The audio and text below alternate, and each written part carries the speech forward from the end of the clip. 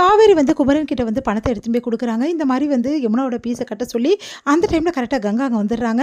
கங்கா வந்து உன்னை யார் பீஸ் கட்ட சொன்னா, எங்கள் வீட்டு கதையை நாங்கள் பார்த்துக்குறோம், உன் வேலையை பார்த்துட்டு மரியாதை போயிடுன்றாங்க. ஏன்க்கா இப்படிலாம் பேசுகிற, நான் என் தங்கச்சிக்கு செய்யக்கூடாதா, இங்கே பார் தங்கச்சி அக்கா இந்த வேறு வேலையை வச்சுக்காத, மரியாதை இங்கேருந்து போயிடு, ஏன் கங்கா இப்படி திட்டுற காவேரியை அப்படின்றாங்க.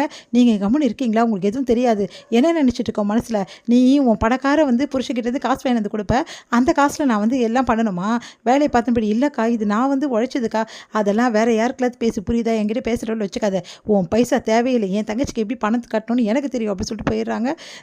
காவேரி நீ அமைதியாரு, அப்புறம் பார்த்துக்கலாம்னு சொல்லிட்டு குமரன் போயிடுறாரு. ஏங்கங்க இப்படிலாம் பண்ணுற அப்படின்னோடனே, ஏங்க நம்மளால் கட்ட முடியாதா, அவள் தான் வந்து கட்டணுமா காலேஜ் ஃபீஸை அப்படின்னு சொல்லிட்டு திட்டுறாங்க. உடனே வந்து என்ன இவ இப்படி பேசுகிறா அப்படின்னு சொல்லிட்டு யோசிக்கிறாரு குமரன். அடுத்து வந்து குமரனும் கங்காவும் ஃபீஸ் எல்லாம் எடுத்துகிட்டு போயிட்டு கொடுக்குறாங்க. ஆனால் வந்து போதுமான வந்து அமௌண்ட் வந்து அவங்களுக்கு கிடைக்கல. அதனால் என்ன பண்ணுறதுன்னு யோசிச்சுட்டு இருக்கும்போது புதுசாக ஒருத்தர் வந்து ஆர்டர் கொடுக்குறாரு. இந்த மாதிரி 2 நாளில் இந்த ஆர்டர் நீங்கள் முடிச்சு கொடுத்துட்டிங்கன்னா உங்களுக்கு நான் பணத்தை கொடுத்துட்றேன் அப்படின்னு சொல்லிட்டு சொல்கிறாரு. கண்டிப்பாக நாங்கள் முடிச்சு கொடுக்குறோம் அப்படின்னு சொல்லிட்டு கங்காவும் வந்து அந்த ஆர்டரை வாங்கிட்டு வராங்க. நைட்டும் பகலுமாக வந்து வீட்டில் இருக்கவங்க எல்லாருமே வந்து அந்த ஆர்டரை வந்து செய்ய ஆரம்பிக்கிறாங்க.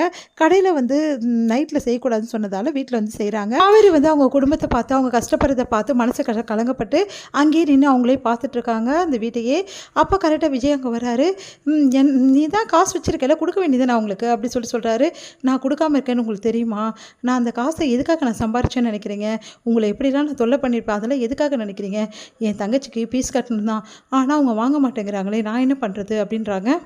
இப்போ குடும்பத்தையும் சரி உன்னையும் சரி ஒன்றுமே புரிஞ்சுக்க முடியல, நீ காசு கொடுக்குற, அவங்க வாங்க மாட்டேங்கிறாங்க, ஆனால் அப்போனா கூட நீ வந்து அவங்களுக்காக வந்து எல்லாமே பார்த்து பண்ணிகிட்ருக்க, ஏன் என்னை கல்யாணம் பண்ணது கூட உன் தங்கச்சியோட ஆப்ரேஷனுக்கு தானே அப்படின்னோடனே, ஆமாங்க நான் ஒவ்வொரு நொடியும் வந்து என் குடும்பத்துக்காக தான் இருக்கேன், ஆனால் அவங்க என்னை புரிஞ்சுக்க மாட்டேங்கிறாங்க, கண்டிப்பாக ஒரு நாள் புரிஞ்சுப்பாங்கன்ற நம்பிக்கை எனக்கு இருக்குது, ஆனால் எப்படியாவது அந்த பணத்தை அவங்கக்கிட்ட நான் சேர்த்துருவேன் அப்படின்றாங்க. என்னை பற்றி புரிஞ்சிக்கவே முடியல, எப்போவுமே உங்கள் குடும்பத்தை பற்றி தான் யோசிச்சுட்டு இருப்பியா, என்னை கல்யாணம் பண்ணது கூட அதுக்காக தானே அப்படின்னு. ஆமாம் பாஸ், என்ன உங்களுக்கு எதுக்காக நான் வந்து கல்யாணம் பண்ணிக்கணும், எல்லாம் பணத்துக்காக தானே, அந்த பணம் யாருக்காக, என் தங்கச்சி ஆப்ரேஷனுக்காக, என் குடும்பத்துக்காக நான் என்ன வேணாலும் செய்வேன் அப்படின்னோடனே காவேரி பற்றி யோசிக்கிறாரு. வித்தியாசமான ஒரு கேரக்டராக இருக்காளே அப்படின்னு சொல்லிட்டு அடுத்து வந்து சரி உங்ககிட்ட ஒரு விஷயம் சொல்லணும் அப்படின்னு சொல்லிட்டு சொல்கிறாரு. என்ன பாஸ் என்ன விஷயம் அப்படின்னு சொல்லிட்டு கேட்குறாங்க. இங்கே பாரு, நீ என்கிட்ட வேலை கேட்டல, அதை பற்றி ஒன்றுமே பேச மாட்டேங்கிற, எனக்கு தெரியும் நான் பேசணும்னு நினச்சேன், ஆனால் எதுவுமே பேசுறதுக்கு சந்தர்ப்பமே அமையல, சொல்லுங்கள் பாஸ் என்ன விஷயம், எனக்கு வேலை தருவீங்களா மாட்டிங்களா, சரி நான் உனக்கு வேலைக்கு தரேன் புரியுதா அப்படின்னு. நான் ரொம்ப சந்தோஷமடைகிறேன். கவர் நிஜமாவா அப்படின்றாங்க. ஆமாம், நாளையிலேருந்து என் ஆஃபீஸில் ஜாயின் பண்ணிக்கலாம், ஆனால் சில கண்டிஷன் அதுக்கெல்லாம் இருக்குது, அந்த கண்டிஷனாக நீ ஓகேனா வந்து என் ஆஃபீஸில் ஜாயின் பண்ணிக்கலாம், என்ன கண்டிஷனாக இருக்கும்னு யோசிக்கிறாங்க. இது முடியுது.